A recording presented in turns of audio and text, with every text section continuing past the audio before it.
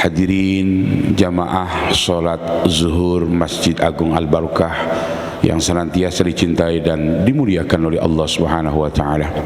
Alhamdulillah, di hari Kamis terakhir di penghujung bulan Desember tahun 2022, kita semuanya masih dapat berkumpul dalam rangka untuk melaksanakan salah satu tugas kita dan kewajiban kita di hadapan Allah, yaitu sholat zuhur berjamaah. Kita berharap mudah-mudahan apa yang baru saja kita jalankan, kita laksanakan dan kita lakukan, mudah-mudahan semuanya akan dibalas dengan pahala-pahala yang berlipat ganda dari Allah Subhanahu wa taala. Salawat teriring salam semoga selalu tercurah limpahkan ke haribahan junjungan kita Nabi Agung, Nabi besar Muhammad sallallahu alaihi wasallam. Hadirin jamaah yang berbahagia, sudah menjadi satu hal yang biasa kalau menghadapi tahun baru, pergantian tahun baru 2022 menuju 2023, banyak euforia manusia yang terkadang melupakan mereka di hadapan Allah Subhanahu wa taala.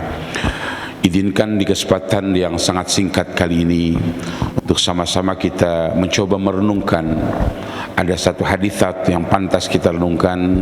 Asy-Syaikh Al-Alim Al-Alama Muhammad Nawawi bin Umar Al-Jawi Al-Bantani dalam kitab Nashaihul Ibad, bahwa Rasulullah sallallahu alaihi wasallam pernah bersabda di dalam salah satu hadis yang berbunyi Bismillahirrahmanirrahim, sayati zamanun ala ummati yuhibbuna khamsan wa yansawna khamsan. Hadirin, 1500 tahun yang lalu baginda Rasulullah menyampaikan hadis ini. Jadi kata baginda Rasul, sayati zamanun ala ummati, suatu saat nanti akan datang satu masa yang umatku akan cinta terhadap 5 hal, namun dia lupa terhadap 5 perkara. Kita mencoba untuk sama-sama mengintrospeksi diri kita. Apakah yang disampaikan oleh baginda Rasul itu sekarang sudah benar-benar terjadi? Apa kata Rasulullah yang pertama? Yuhibbuna dunya wa yansawnal akhirah. Di akhir zaman nanti kata baginda Rasul, umatku akan cinta terhadap kehidupan dunia, tapi dia lupa ada kehidupan yang abadi, kekal, yang namanya akhirat. Coba kita lihat, ketika mereka berusaha untuk mengejar kehidupan dunia, berbagai macam cara dia lakukan, dia jalankan. Pokoknya yang penting dia hidup di dunia ini enak, hidup di dunia ini mapan. Terlepas apa yang dia hasilkan, dia peroleh halal atau haram, itu urusan nanti. Padahal tanpa kita sadari bahwa kehidupan di dunia ini gak lama. Terlebih kita di akhir zaman yang ketika kita sebagai umat baginda Rasul, yang dalam hadisnya beliau selalu menyampaikan ummati baina sittin wa sab'in. Umat itu umurnya antara 60 sampai 70 tahun. Andai pun di antara kita misalnya punya orang tua, punya teman, punya sahabat yang usianya di atas 70 tahun, 80 tahun, 90 tahun, bahkan mungkin di atas 100 tahun, itu sudah mulai langka. Bahkan sekarang yang terjadi ini usia-usia mereka masih muda sudah meninggalkan dunia yang fana ini. Artinya apa kata Rasulullah? Ketika di antara kita mencintai kehidupan dunia, tapi jangan lupa ada kehidupan yang paling kekal dan abadi, ada kehidupan yang nanti tidak pernah kita akan merasakan yang namanya kenikmatan-kenikmatan yang paling enak di dunia. Itu nanti kehidupan kita di akhirat. Hadirin jemaah yang berbahagia, ketika di antara kita ngerti bahwa kehidupan di dunia ini sementara, lantas mengapa kita tidak mengumpulkan bekal untuk nanti ketika kita sudah meninggalkan dunia yang fana ini? Seakan-akan kita beranggapan bahwa urusan akhirat di urusan nanti aja, yang penting dunia dulu, mumpung kita masih ada di dunia. Padahal di antara kita nggak tahu kapan kita akan meninggalkan dunia yang fana ini. Maka bagaimana dicontohkan oleh baginda Rasulullah sallallahu alaihi wasallam, beliau ketika dalam menjalani kehidupan begitu teramat sederhananya.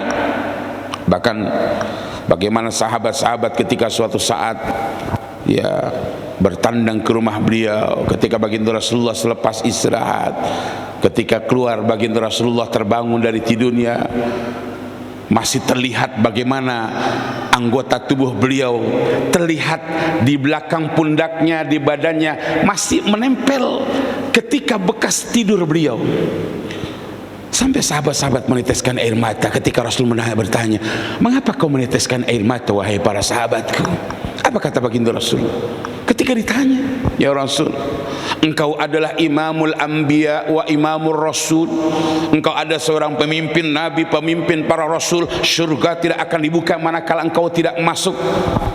Ya baginda Rasul, apa yang kau inginkan diijabah oleh Allah Subhanahu wa taala wahai baginda Rasul?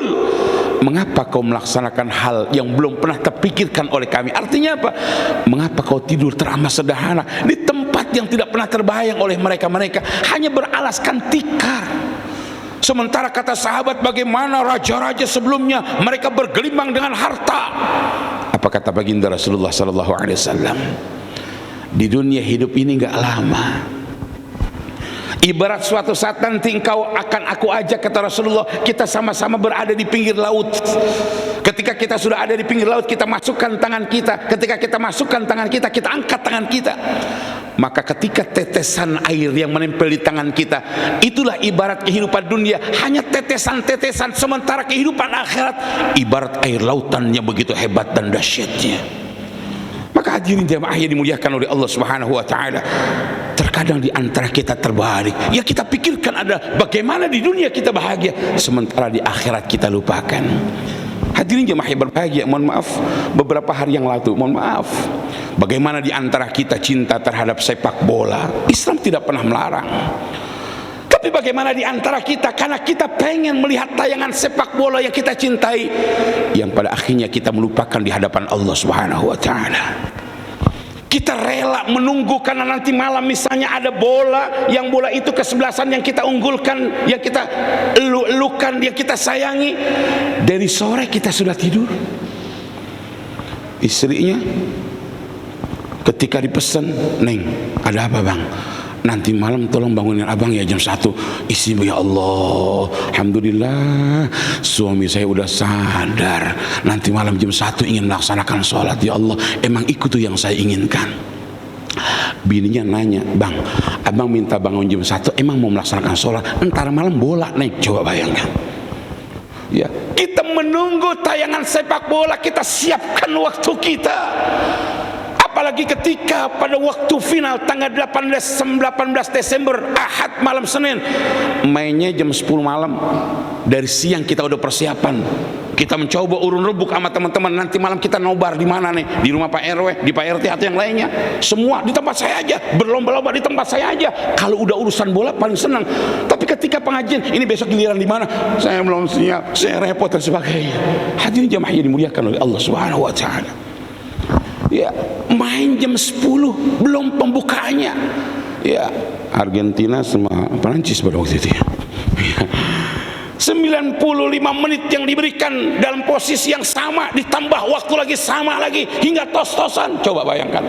Hadirin jemaah yang dimuliakan oleh Allah, jam 1 lewat baru selesai pertandingannya, belum ngobrolnya. Subuh jam 4 lewat 15 menit, jam 4 tepat tidur. Allah, hadirin jemaah berbahagia. Ya, dia rela menunggu waktu pertandingan bola final, berlama-lama dia nunggu, berjam-jam dia mampu. Ketika waktu subuh dia tertidur. Di saat pagi harinya si istri berkata, ya Allah bang, bola ditonton dilihat, ngapa subuh kelewatan bang? Apa kata suaminya? Ya Allah neng, Allah juga tahu bagaimana bang, kan malam lagi final. Apa kaitannya? Hadirin jemaah yang dimuliakan oleh Allah Subhanahu wa taala. Padahal nanti manakala kita sudah meninggalkan dunia yang fana ini, Allah tidak pernah bertanya, hai hambaku, ketika engkau berada di tahun 2022 ada kesebelasan. Ketika tayangan sepak bola Piala Dunia, Allah enggak pernah tanya kau pegang kesebelasan mana. Tidak. Yang tadi akan ditanya oleh Allah Subhanahu wa taala, mengapa kau meninggalkan kewajiban engkau di hadapanku melaksanakan salat subuh? Hadirin jemaah berbahagia, hari ini lewat mimbar yang sangat singkat di Kultum Zuhur di Masjid Jami Agung Al-Barkah yang kita cintai, ayo sama-sama introspeksi di hadapan diri kita. Sebentar lagi 2022 akan kita tinggalkan menuju 2023. Ya Allah, perasaan kita baru kemarin pergantian tahun baru, tahu-tahu besok sudah pergantian tahun baru lagi. Ketika di antara nanti kita pergantian tahun baru yang insya Allah pada hari Ahad, pada hari Sabtu malam Ahad tuh pas malam tahun barunya, di antara kita sudah mempersiapkan yang mau jalan-jalan, di antara kita yang mau berkumpul, silahkan. Islam tidak pernah melarang, tapi jangan sampai ketika kita sudah melek di malam hari, kita sudah siapkan waktu di malam hari, namun di antara kita tidak pernah bermunajat di hadapan Allah. Sayang, Islam nggak pernah melarang. Ayo di antara kita silakan, di antara keluarga mau bakar-bakar, yang punya duit kumpulin bakar ayam, ya. Yang duitnya rada dikitan dikit, mungkin bakarnya apa? Mungkin bakar-bakar yang lainnya, bakar singkong, ya. Mungkin bakar-bakar yang nggak apa-apa. Duit nggak punya, rezeki nggak ada, kumpulin sampah, bakar sampah nggak apa-apa. Yang penting kalau kata imam kita Kanda Kelly, jangan bakar sampah, itu yang kagak boleh. Ya. Hadirin jemaah berbahagia, tapi lihat berapa banyak besok di antara kita yang karena menikmati pergantian tahun baru, yang pada akhirnya dia lupa di hadapan Allah Subhanahu wa taala. Dia lupa bermunajat di hadapan Allah. Di malam hari itulah kesempatan di antara kita, yang di antara kita banyak tidak tidur, harusnya kita manfaatkan untuk mendekatkan diri kepada Allah. Zohirnya memang usia kita bertambah, karena ketika 2023 zohirnya memang usia kita bertambah dari 22 jadi 23, usia 50 jadi 51. Ya, namun pada hakikatnya usia yang Allah berikan kepada kita di dunia ini sudah mulai berkurang. Maka kata Rasulullah dalam hadisnya, khairun nas man tala umruhu wa hasuna amaluhu wa syarrun nas man tala umruhu wa sa'a amaluhu. Sebaik-baiknya manusia ketika Allah panjangkan umurnya, makin cakap ibadahnya, makin hebat ibadahnya, makin mantap ibadahnya. Tapi jelek-jeleknya manusia kata Rasulullah ketika ditambahkan usianya di hadapan Allah, tapi dia tidak pernah menambahkan kualitas keimanan dan ketakwaan di hadapan Allah.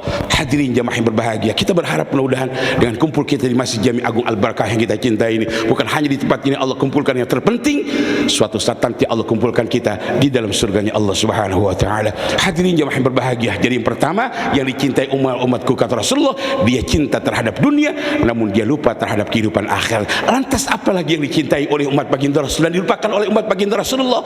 Insyaallah kita sambung pada kultum-kultum yang akan datang. Itu saja.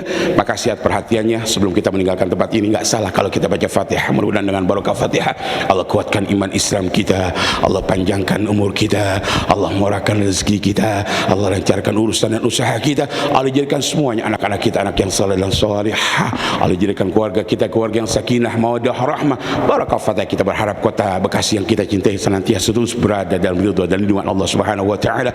NKRI yang kita cintai terus akan menjadi negara yang baldatun thayyibatun Rabbun Ghafur. Dan barokah Fatihah kepada semua saudara-saudara kita yang tertimpa musibah, mudah-mudahan mereka diberi kesabaran oleh Allah, diberi ketabahan oleh Allah Subhanahu wa taala. Dan barokah Fatihah kita berharap mudah-mudahan manakala kita meninggal dunia, meninggal kita dalam kondisi yang husnul khatimah bitilkan niyah. Al-Fatihah. أعوذ بالله من الشيطان الرجيم بسم الله الرحمن الرحيم الحمد لله رب العالمين الرحمن الرحيم مالك يوم الدين إياك نعبد وإياك نستعين اهدنا الصراط المستقيم صراط الذين أنعمت عليهم غير المغضوب عليهم ولا الضالين آمين. Terima kasih. Insyaallah kita berjumpa di lain waktu. Dari saya Allahumma fi raqamit thariq. Assalamualaikum warahmatullahi wabarakatuh.